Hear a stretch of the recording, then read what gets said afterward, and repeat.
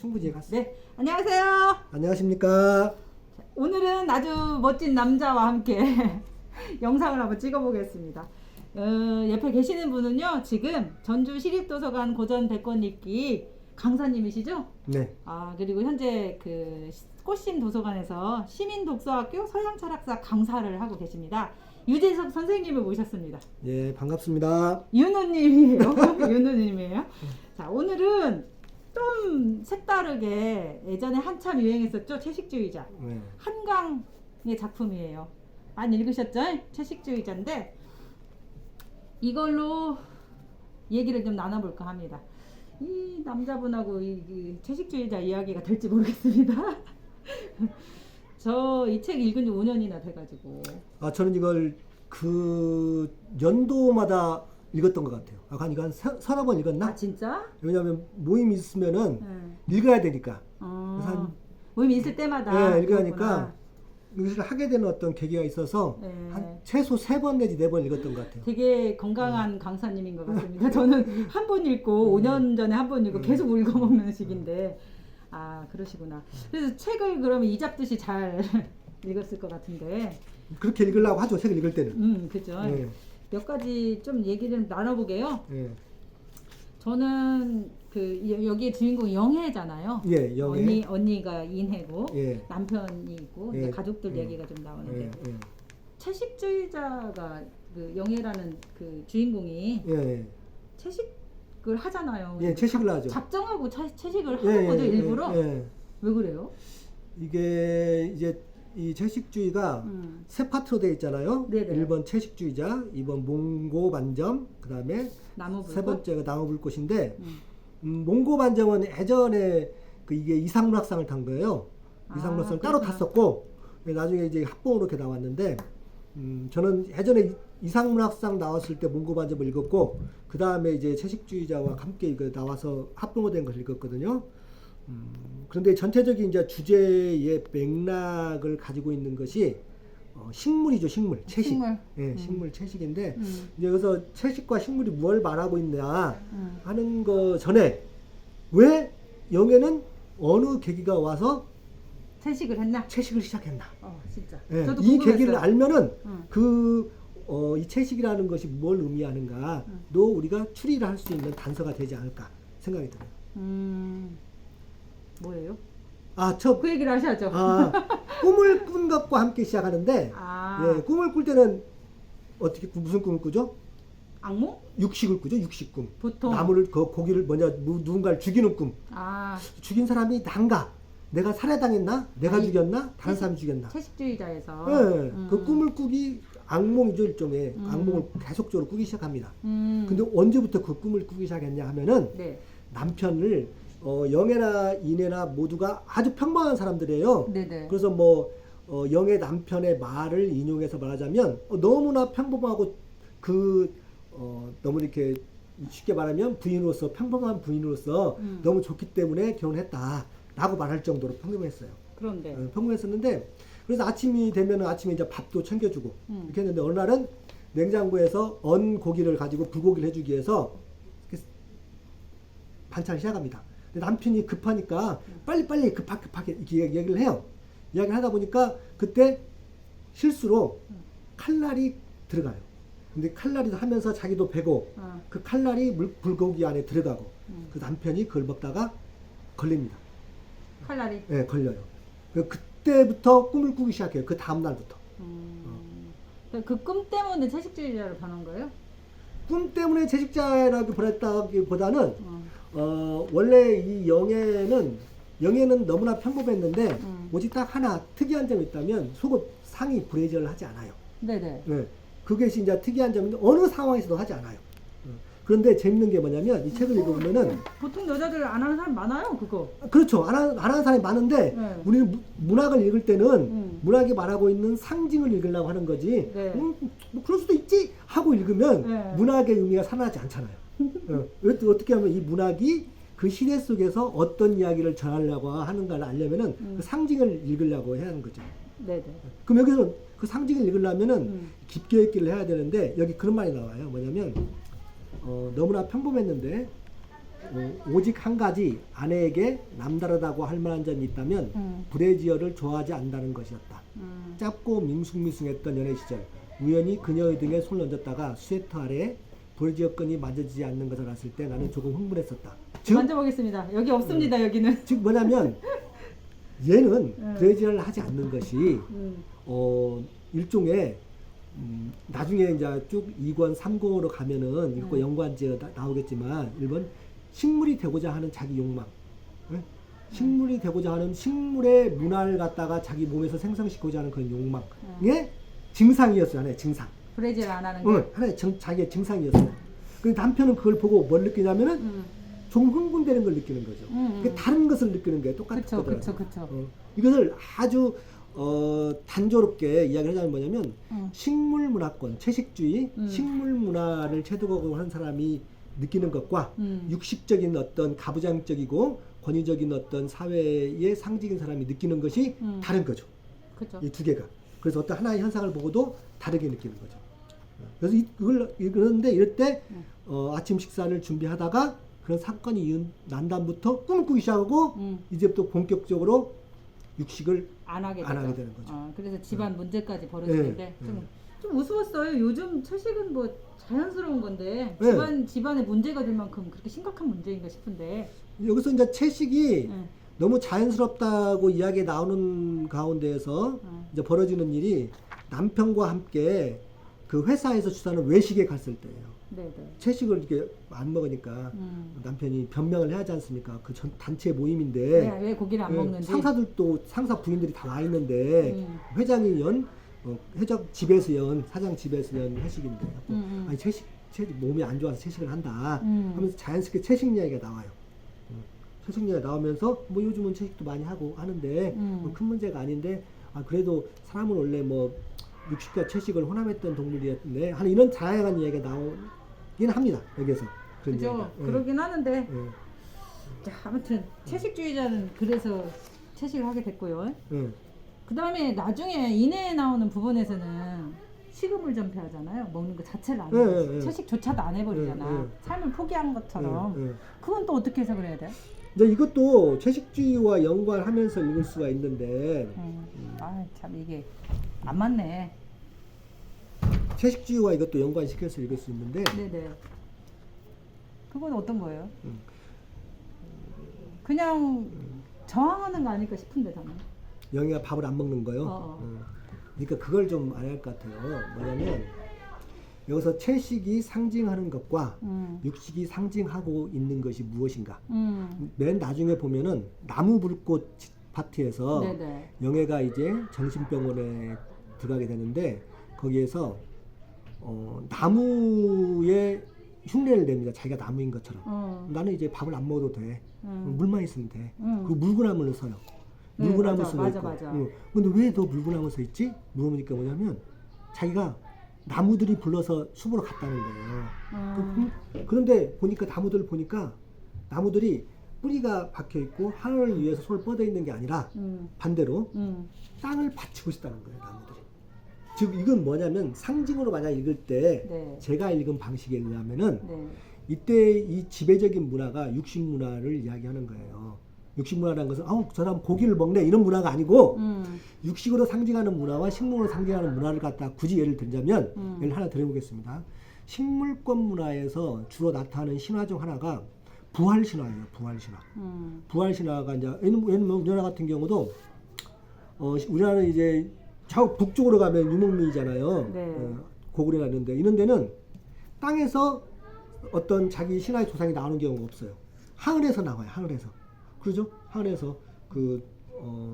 하늘에서 나오는 신화들이 많고 제주도 같은 경우는 땅에서 나와요. 그 신화들이 자기 선조가 즉 아니면 동굴에서 나오든지 동굴에서 나오는 왜냐면 식물권 신화에서는 땅이라든가 어떤 동굴에서 소생하는 측면이 나오고 어떤 유목민적 신화에서는 그러겠죠. 사막 같은 데서 하늘에서 쫙 내려오는 게 더 신비적이지 또 사막에서 다른 것도 없겠고 그 신비를 못 느끼겠죠. 아래서 나오진 않나요? 아래서 나오는 신화는 그래서 신라권 신화인데 뭐 이것은 그래서 두 문화가 겹쳐져요. 유목민 문화 신화와 식물권 문화 신화가 겹쳐지는 거예요.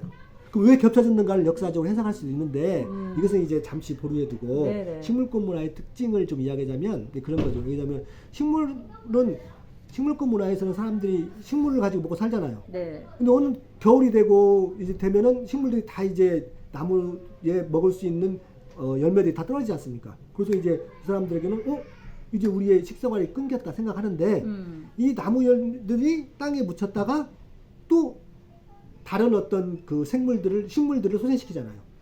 근데 그 식물권과 육식권이 만났다, 문화가 만났다 얘기하는 게 여기 이 장면은 여기에서 형부와 그 처제 영애가 그렇게 볼 수도 그림을 있죠. 그리면서 이게 성관계를 하잖아요.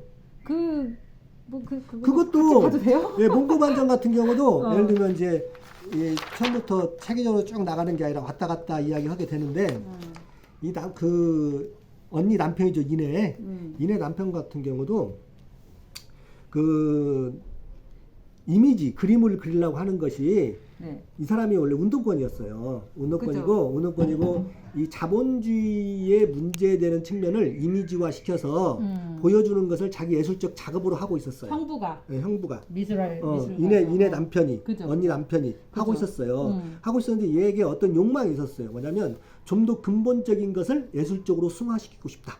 이런 욕망이 있었어요. 그래서 어느 날 연극 비슷한 걸 보러 갔는데 자기가 생각한 이미지를 비슷하게 표현한 게 있었어요. 사람들이 그걸 보고 자기 감동을 해요. 내가 생각하고 있는 그런 이미지를 사람들이 하고 있구나. 그런데 저게 뭐가 빠져있다.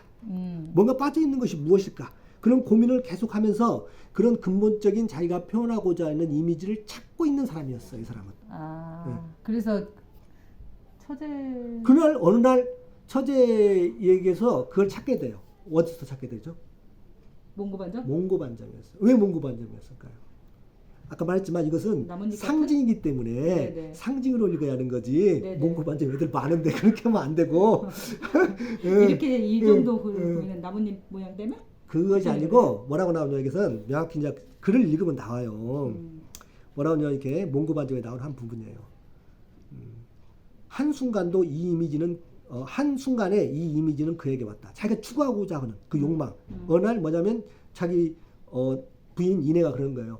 우리 영애는 아직도 나이가 들었는데 몽고반점이 있어. 이 말 딱 그런 거예요. 이 말 하면서 이게 이제 무의식 직감적으로 예술가의 직감으로 이렇게 느끼는 거죠. 몽고반점이라는 건 여기에 문학 책에 뭐라고 써 있냐면 정확히 옮기면 그렇게 써 있어요. 가지를 치지 않은 야생의 나무 같은 힘. 이게 몽고반점이었던 거예요. 몽고반점은 어릴 때 있다가 나이가 들면 사라지거든요. 어떤 어린애에 가지고 있는 근본적인 어떤 에너지라고 할까? 힘이라고 할까? 다양한 어떤 이 억압적인 질서 체제에서 포섭되지 않는 어떤 어린이 같음 있잖아요. 이런 힘이죠. 몽고반점이.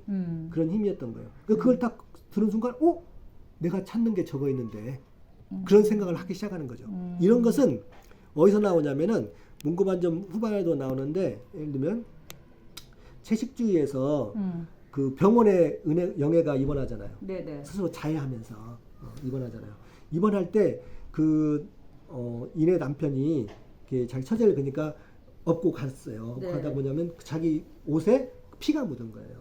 그 피를 묻은 것을 이제 옷을 갈아입어야 하잖아요. 옷을 갈아입는데 피를 묻은 거 가지고 이제 택시를 딱 타요. 그때 이 문장에 나오는 어떤 글이 있어요. 뭐라고 하냐면은 피에 대한 것이 뭐냐면 뭐냐면 83쪽인데 이것을 보면은 채식주의자 83쪽에 있습니다. 이거 보면은 나와요. 피비린내나는 옷을 버리는 대신 공처럼 뭉쳐들고 택시에 오르며 그는 자신이 마지막으로 마무리했던 작업을 떠올리고 있었다. 근데 이것이 내가 지금까지 했던 작업이 거짓이구나 이런 느낌을 갖는 거예요. 이것은 뭐냐면 피비린내나는 옷이 자기에게 무의식적으로 전해주는 어떤 메시지가 있었던 거예요. 야, 너 그것이 네가 하고 있는 것에 뭔가 핵심적인 게 빠졌어. 알려주는 거죠. 그래서 얘가 무의식적으로 그걸 느끼는 장면이 계속해서 나와요. 뭐라고 더 읽어볼게요. 그 순간 갑자기 그 정신은 경계를 넘어 거칠고 운정 중인 택시 문을 열고 아스팔트 바닥을 구르고 싶었다. 그는 더 이상 그 현실의 이미지를 건들 수 없었다. 다시 말해 그것들을 다룰 수 있었는데 그는 충분히 그것들을 미워하지 않았던 것 같다. 자기가 가지고 있는 예술에 대해서 충분히 그걸 미워하고 그걸 극복할 수 있는 정신이 없었던 거예요. 영애는 그러지 않거든요. 혹은 충분히 그것들로부터 위협당하지 않았던 것 같다. 그러나 그 순간 처제의 피비린내가 코를 찌르는 푹푹 찌는 여름 오후 택시 안에서 그 모든 것들이 그를 위협했다. 구역질 나게 했다. 숨을 쉬게 했다. 즉 영애의 이것은 피비린내 나게 나는 옷은 영애의 몽고 반점과 비슷한 건데 이것이 그 인의 남편이 하고 있던 자본주의의 문제점을 제기하면서 이비지비화 시켰던 것 이것이 충분한 고민과 충분한 그 자기의 영혼의 에너지가 없었다는 것을 느끼게 했다는 거죠. 그걸 느끼게 해준 거죠. 왜냐하면 영애는 나이가 들어서도 몽고 반점이 있었고 그 몽고 반점이 가지고 있는 어린애의 원초적인 그 어린애성을 가지고 있었어요. 그래서 세상을 보면서 세상은 왜 이렇게 어떤 질서와 체계에 의해서 이렇게 사람들을 강요하고 거기서 그 안에 들어가게 하는 것 이런 것에 대해서 의문을 가지고 있었던 거예요. 왜 그러지? 왜 그러지? 그래서 이 인의 남편이 하는 것에 대해서도 뭔가 아직 덜 준비되고 부족하다는 것을 무의식적으로 알려주는 거죠.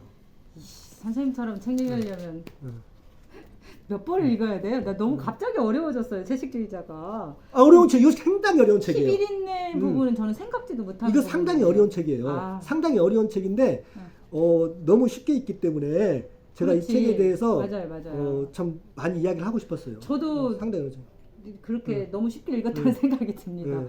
저는 선생님이 피비린내 얘기를 하니까 영애의 몸에서 빠져나간 피가 그 진짜로 채식주의자를 상징하는 그러니까 뭐라 그래야 채식 문화예요, 일종의. 그걸로 이제 완전히 옮겨가는 듯한 그런 그렇죠. 느낌이 드는데. 식물권 문화라고 했을 때 아까 말했던 자기의 씨를 뿌려서 땅의 죽음을 통해서 땅에서 새로운 생명을 덜 부활시키게 하는 힘. 이런 힘이 육식권 문화, 육식권에서 고기를 먹는 게 아니라 가부장적이고 질서 체계화하고 그 속에서 그 어떤 평범하게 사는 것을 강요하는 사회. 이런 것에 대해 저항하는 것을 이야기하는 거죠. 그렇죠. 그리고 그 피를 내보냄으로써 완전한 그 뭐 식물권. 그러니까 뭐냐면 이렇게 들어가는 예를 들면 나무가 되는 뭐 이내 남편 같은 경우는 이런 자기 끝없는 추구를 하지만 이것이 어느 순간에 자기 여기 나오거든요. 준비되지 않는 자라고 하는 것이 계속 나와요. 친구들이 와서 그 이내 남편의 그림을 보고 이미지를 보고 와 대단하다. 어떻게 이런 형 같은 예술 세계에서 이렇게 대단한 게 나올 수가 있어? 한다든가 아니면 그 그림을 그려줄 때 그 자기 예인이 와서 그림을 그릴 때 그 감탄도 많이 해요. 그런데 나중에 그 사람들은 하는 말이 있어요. 뭐냐면 형이 이걸 담기는 좀 적은 그릇이다라고 한다든가 왜 이렇게 멋진 이미지 예술 세계를 형의 몸에 그렸을 때 왜 이렇게 추하게 보이지? 한다든가 하면서 그런 이야기를 계속해요.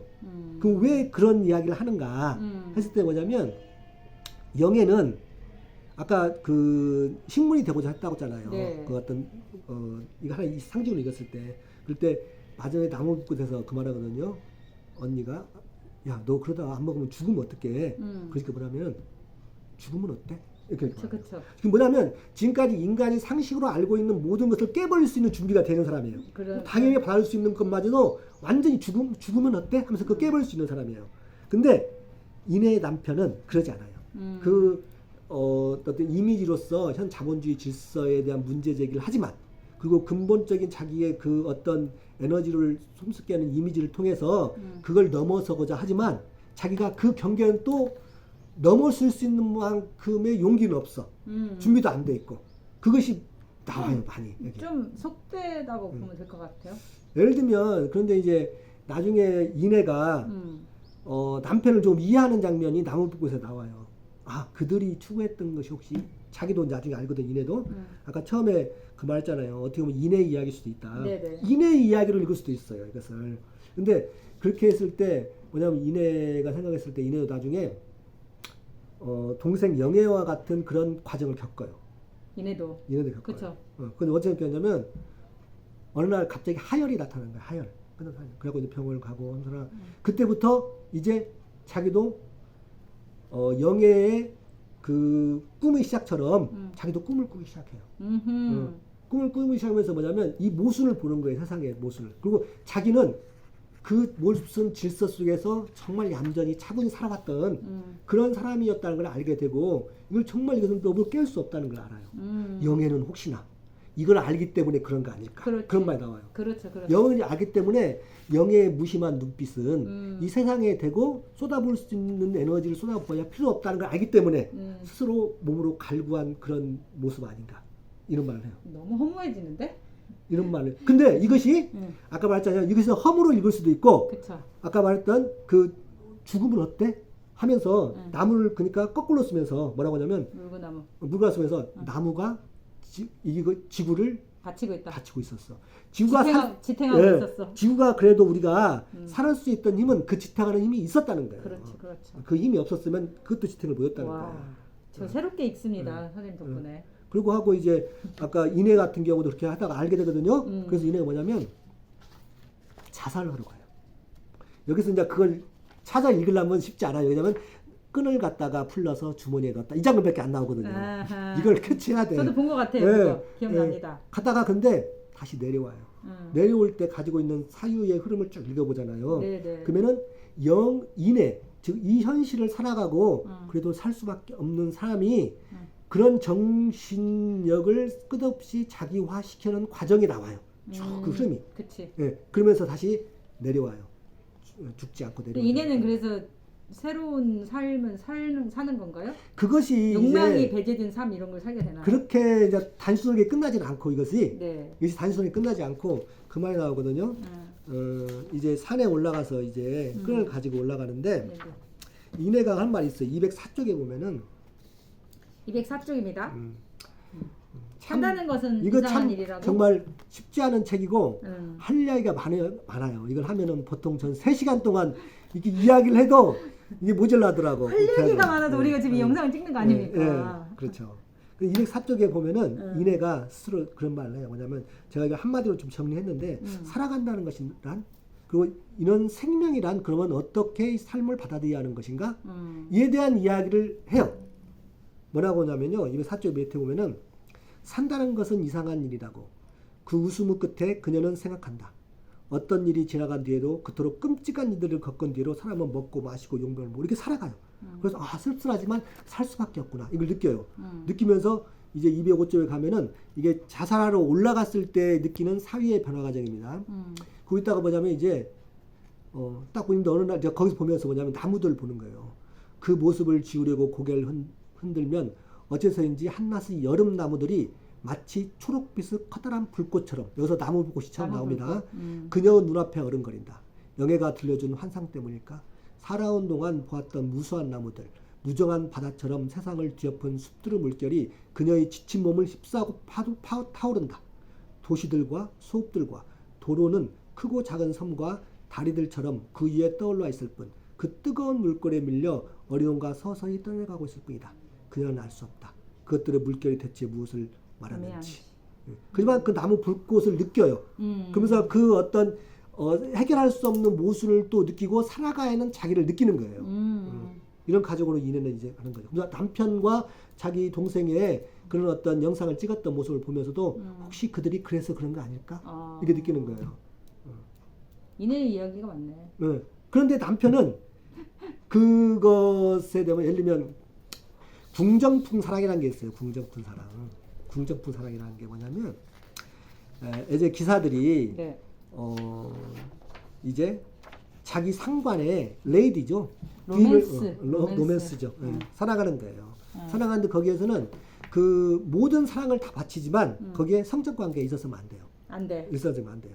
근데 상관의 부인이기 때문에 있었다면 또 죽고 지가 이런 것이 있는데 즉 무슨 말이냐면 하지만 그때의 사랑은 뭐냐면 그걸 넘어서는 숭고의 사랑이어야 돼요. 그치. 모든 걸 넘어서는 그치. 숭고의 사랑. 그래서 여기서 딱 걸리면 대상에 걸리면 안 돼.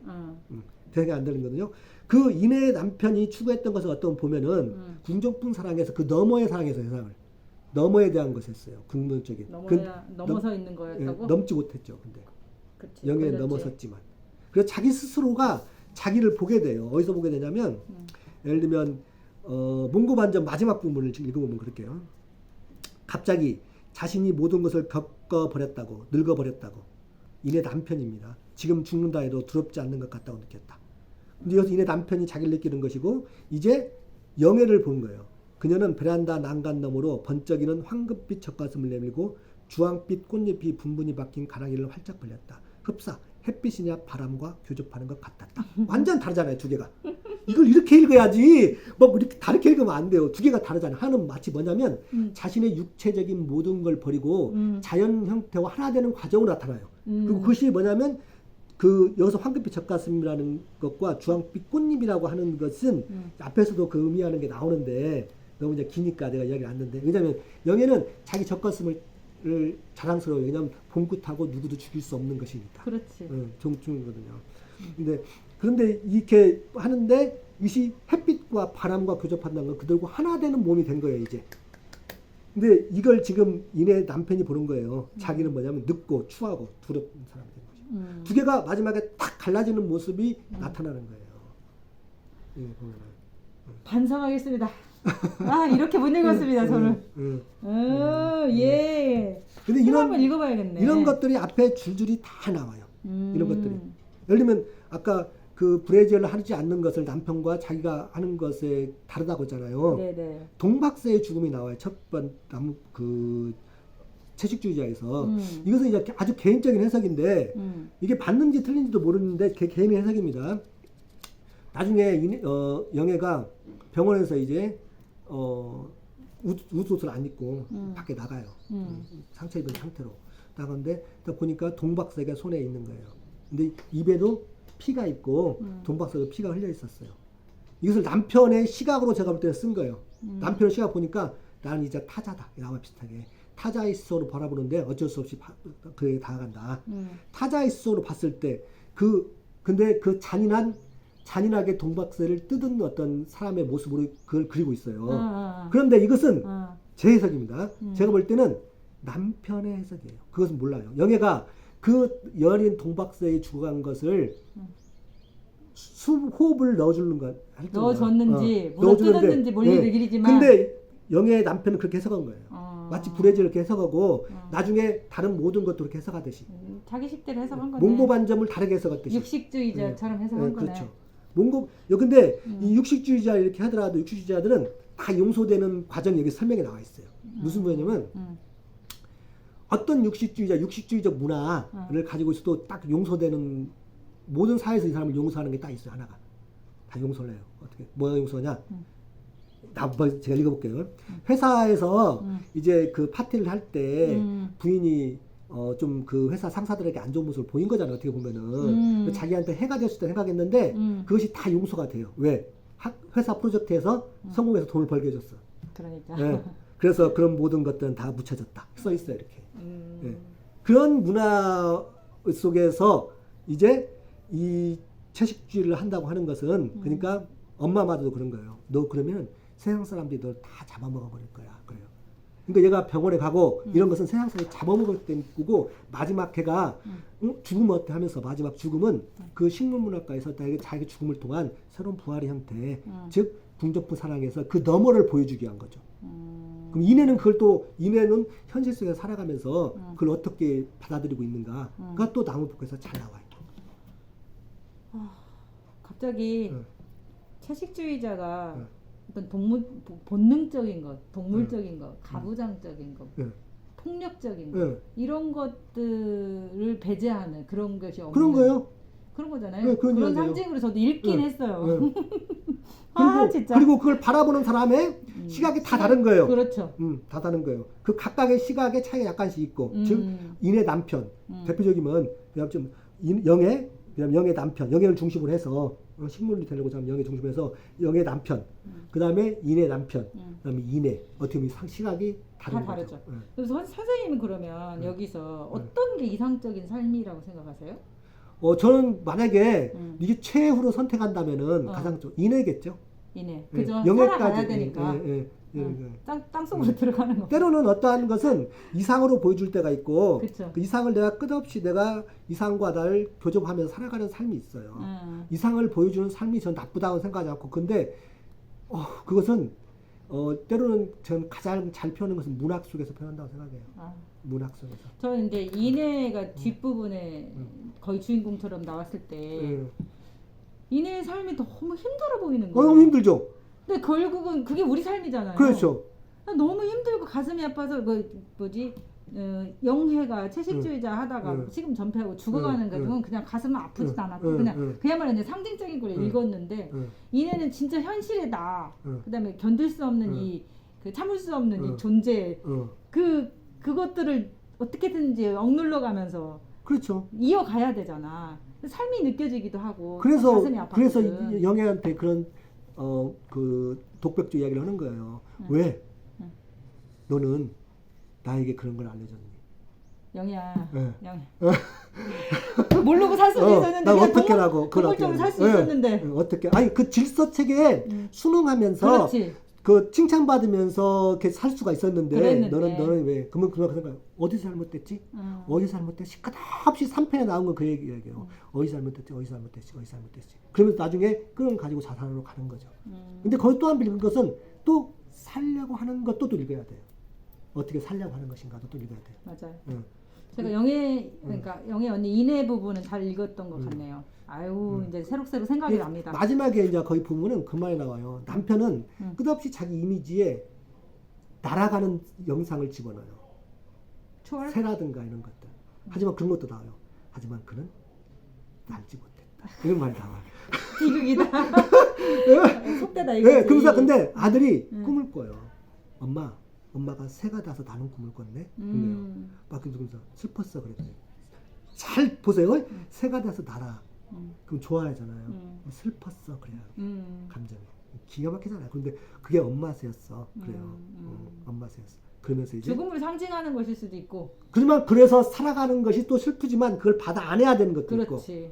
있고. 그래서 그것을 그 끈을 풀고 가지고 왔는데 다시 내려오는 거예요. 네네. 그때 입고 있던 옷도 해석하면 재밌는데 너무 짧으니까 그거는 다 말할 수가 없네요. 그래서 그냥 마지막을 읽으면서 이제 끝내줄게 이내가.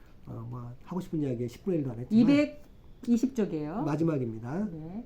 이제 영애가 영애를 살리기 위해서 거기에서 튜브를 넣기 위해서 하는 장면이 나와요. 그게 얼마나 폭력적인 것을 그리고 말아요. 그렇죠. 삶을 살린다고 했지만 그것이 즉 우리 사회 속에서 야 이렇게 살면 돼 살 수가 있지만 그것이 얼마나 또 하나의 생명을 죽이는 거 신체한 생명을 죽이는 걸 알 수가 있어요. 생명 연장하는 상황인 거잖아요. 우리가. 이것을 이제 약간 영애를 데리고 이제 큰 병원으로 갑니다. 네. 이내아가 이제 앰뷸런스에서 이내가 이제 독백조의 과정이에요. 영애는 피를 토하는 듯이 눈을 뜬다. 검은 눈동자가 똑바로 그녀를 바라본다. 저 눈 뒤에서 무엇이 술렁거리고 있을까? 어떤 공포, 어떤 분노, 어떤 고통이 그녀가 모르는 어떤 지옥이 도사리고 있을까? 그녀는 입술을 낚는다. 여기서 이내입니다. 불현듯 그날 새벽 걸어 내려오던 산길이 떠올랐기 때문이다. 다시 살기 위해서 내려온 거잖아요. 그 모든 것이 다만 그녀의 몸속으로 뼛속까지 스며들었을 뿐이다. 이건 말이야. 어쩐지 꿈인지 몰라. 그런데 꿈속에서 꿈이 전부인 것 같잖아. 하지만 깨고 나면 그게 전부가 아니란 걸 알지. 깨고 나면 또 있어 그게. 그녀는 고개를 든다. 조용히 그녀는 숨을 들이마신다. 대답을 기다리듯 아니 무엇인가에 항의하듯 그녀의 눈길은 어둡고 끈질기다. 이렇게 하면서 끝납니다. 220쪽에서 221쪽까지 읽으셨어요. 너무 좋은 책이고 뭐 이렇게 또 이렇게 여기서 이제 뭐 꿈꾸는 것도 있으면 꿈꿀 때 언제나 그냥 낯설고 익숙한 느낌 그리고 내가 죽인 것도 같고 내가 죽는 것도 같고 왜냐하면 그 문화권에 있으면 자기도 들어갈 수밖에 없거든요. 그래서 선택이 그쵸. 뭐냐면 죽으면 어때? 하면서 가는 거죠. 꿈이 상징하는 게 꿈이 뭐 안내를 했다고 해야 되나? 그렇죠. 여기서 꿈은 같은 일종의 어떤 집단 무의식 같은 그런 꿈 같은 거죠. 근데 이거를 꿈이 아닌 뭐 작가 마음이겠지만 꿈으로 설정하지 않고 다른 방식으로 설정할 수도 있었겠죠. 그렇겠죠. 다양한 게 설정할 수 있겠죠. 그런데 이제 이 꿈이 여기서 우리가 상징할 때 어떤 거냐면 개인의 되게 이제 꿈은 여러 가지 대표적인 게 이제 몇 가지 있는데 그중 하나가 이제 개인의 억압된 것들을 풀기 위해서 꿈을 꾼다 이렇게 말하거든요. 의식의 표출. 예를 들면 저녁에 이제 그 뭐 먹고 싶은 거 있으면은 못 먹었으면 밤에 그쵸? 꿈을 꾸는 거, 자기가 이제 그리고 뜨는 거. 근데 그게 영예뿐만 아니라 모든 사람들 들어있는 거잖아요. 그런데 여기에서는 굳이 영예잖아. 그게 개인의 어떤 무엇이고 제가 말한 것은 네. 개인의 것이고 여기서 뭐냐면 집단의 억압을 이야기한 거예요. 아. 집단. 문화가 가지고 있는 집단의 억압이 그 사람은 개인의 꿈에 나타난 거예요. 그 억압에서 그 꿈은 뭐냐면 그 억압에서 뚫고 일어나고 할 수 있는 것. 즉 뭐냐면 영예는 식물 문화권과 부활 문화권 이런 문화권 익숙해. 원래 익숙했던 사람이야. 좋았던 편했던 사람이야. 근데 육식 문화권에 살아. 그 육식 문화권에 살다가 여기 익숙해 살았던 거예요. 근데 어느 계기에 의해서 이게 다시 낯설어지는 거예요. 그쵸. 낯설어지면서 이걸 도저히 못 사는 거야, 이것을. 못 사는 거야. 모든 건 고기 냄새가 나고. 그래서 돌아가고자 하는 것에 끄는 것이 이 무의식의 꿈이었고, 다른 사람들은 안 그래요. 다른 사람은 뭐냐면, 이 육식문화란 이것이 가부장제나 질서가 체계 잡힌 것이 너무 익숙하단 말이에요. 그쵸. 익숙한데 여기서 편해, 그러니까. 은혜가, 불편하게 하는 거지. 영예가 계속 불편해. 어. 더 이상하고. 네네. 그렇게 보는 거죠. 서로 간에 다른 익숙함과 어떤 낯섦이 낯섦. 다른 거죠. 네, 여기서 네. 이제.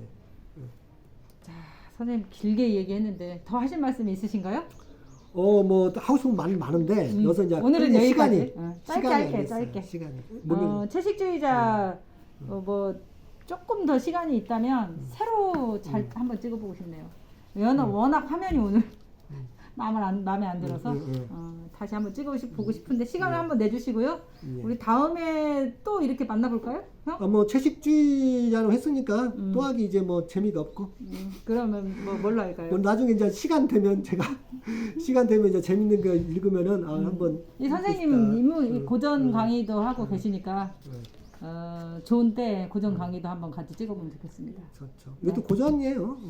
그죠? 네, 이거 다음에 바로 또 이게 맨 북한상 샀지만 다음에 바로 쓴 게 흰도 그건 좀 자서전적인 건데 또 길어집니다. 죽이죠. 자서전적인 건데 이제 그것도 바로 후보에 올랐거든요. 저는 이거를 처음에 영어로 도전을 했습니다. 근데 영 마음에 안 들더라고요. 번역이. 근데 그거서 그래서 그런 상징을 읽을 수가 없었어. 근데 맨북한상 번역된 상은 그래서 일종의 그 돈도 반절반이잖아요. 왜냐하면 새로운 작품 만드는 새로운 거니까. 작품이라는 거예요. 그게 새로운 작품이기 때문에 그쵸. 그게 뭐 잘못 해석했네. 이것이 있을 수 있는데 또 하나는 새로운 작품으로 받아들이는 것도 있어야 할 것 같아요. 그렇죠. 해석하기 나름이고 보기 나름입니다. 소설책은. 자, 오늘은 채식주의자를 유재석 선생님과 함께 했습니다. 다음을 기억하고요. 여기서 마칠게요. 네. 감사합니다.